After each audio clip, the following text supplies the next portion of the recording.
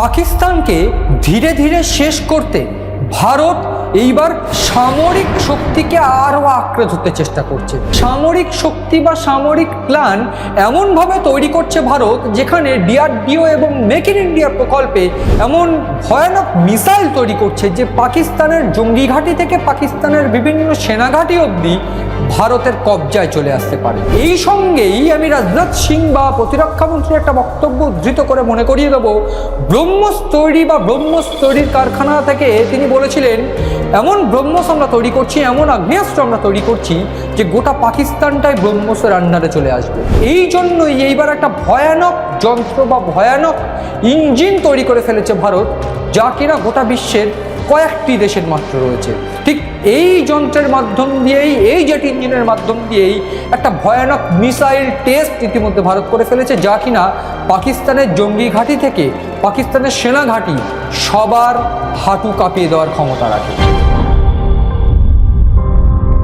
নমস্কার, আপনারা দেখছেন ইনসাইট আর আমি আপনাদের সঙ্গে রয়েছি মণি ভট্টাচার্য। প্রাথমিকভাবে ভারত ও পাকিস্তানের যে সংঘাত, সেই সংঘাতে যদি একটুখানি নজর দিয়ে আমরা বোঝা যাবে ঠিক গত বছর এপ্রিল মাসে পেহেলগাঁও হামলার পর কিভাবে পাকিস্তান এবং ভারত সংঘাতে জড়িয়ে পড়েছিল।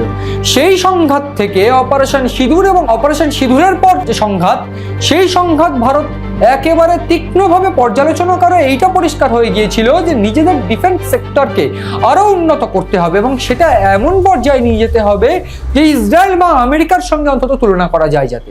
ঠিক সেই লক্ষ্যেই ভারত কিন্তু কাজ করতে শুরু করে এবং 15ই আগস্টের পর ভারত যেন আরো উজ্জীবিত হয়ে ওঠে। তার কারণ প্রাথমিকভাবে নরেন্দ্র মোদী পরিষ্কার করে বলে দিয়েছিলেন যে মেক ইন ইন্ডিয়া প্রকল্প, মেক ইন ইন্ডিয়া প্রকল্পের মাধ্যম দিয়ে আরো উন্নত ধরনের যে প্রযুক্তি সেগুলো তৈরি করতে হবে ভারতেই।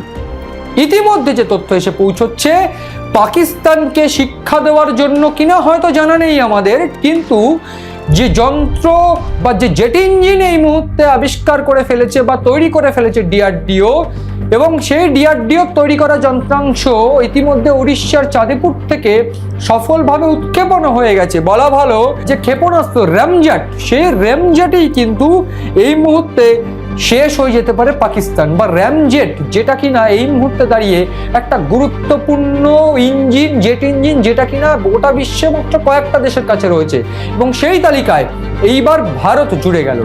যে গুরুত্বপূর্ণ ইঞ্জিনটির কথা আমি বলছি, সেই জেট ইঞ্জিন যেটা কিনা এই মুহূর্তে সফলভাবে উৎক্ষেপণ করা সম্ভব হয়েছে এবং যেটা কিনা এই মুহূর্তে দাঁড়িয়ে একটা মিসাইল টেস্টের মাধ্যম দিয়ে উৎক্ষেপণ করা হয়েছে এবং প্রাথমিকভাবে সুপারসনিক বা হাইপারসনিক যে সমস্ত মিসাইল, সেই সমস্ত মিসাইলের ক্ষেত্রে এই ধরনের জেট ইঞ্জিন ব্যবহার করা হয় ঠিক, কিন্তু গোটা বিশ্বের কাছে এই ধরনের জেট ইঞ্জিন না থাকায় বিভিন্ন ক্ষেত্রে যে মিসাইল তৈরি হয় সেই ক্ষেত্রে অন্য টারবাইন দিয়ে কিন্তু কাজ চালানো হয়। কিন্তু এই জেট ইঞ্জিন বা এই যন্ত্রাংশ বা ইঞ্জিন, সেটা কিন্তু সব থেকে গুরুত্বপূর্ণ। তার কারণ বেশ কয়েকটা গুরুত্বপূর্ণ দিক রয়েছে। কারণ প্রাথমিকভাবে একেবারে নির্ভুল টার্গেট করতে, এয়ার টু এয়ার মিসাইল টার্গেটের ক্ষেত্রে এই জেট ইঞ্জিনের জুড়ি মেলা ভার। তার কারণ এই জেট ইঞ্জিন সম্পন্ন কোনো মিসাইল কোনোভাবে টার্গেট মিস করে না। তার পাশাপাশি উঠতে গিয়ে কোনো রকম জ্বালানির জন্য যে অক্সিজেন প্রয়োজন সেটাকে ক্যারি করতে হয় না।